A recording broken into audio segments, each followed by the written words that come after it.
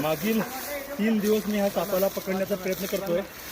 शेतकरी असाल तर तुम्ही समजू शकता आणि समर्थनगरमध्ये शहरातले शेतकरी आहेत। 3 तास प्रयत्न केला। हा साप 4 वार गवतगंजी म्हणजे वळी म्हणतो मी ग्रामीण भागात, ते वळीच्या खाली दिसत होता। दोन असण्याची शक्यता मला दाट वाटते। तर जुळे साप म्हणजे मिलन काळात नागाचं चालू आहे, लक्षात घ्या। पण काल आम्ही तब्बल 3 तास 15 मिनिटं प्रयत्न करून हा साप आला नाही।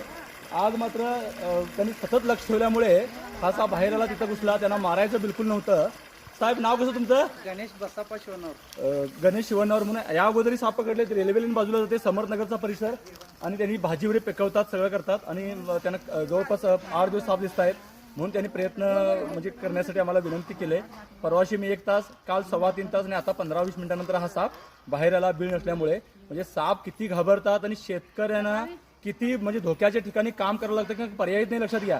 खरं तर इतर त्यांनी गवात उसपण्याचं काम करतात, सकाळी उठून करावं लागतं जनावरांसाठी, आणि त्याच पायाखाली साप किती बसून आहे।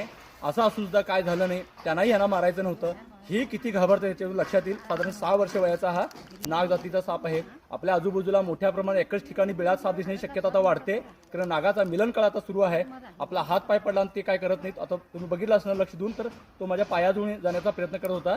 स्वतःहून मात्र ते काय करत नाही हे मला नेहमी सांगत असतंय। काळजी मात्र सर्वांनी घ्यावी लागते। धन्यवाद।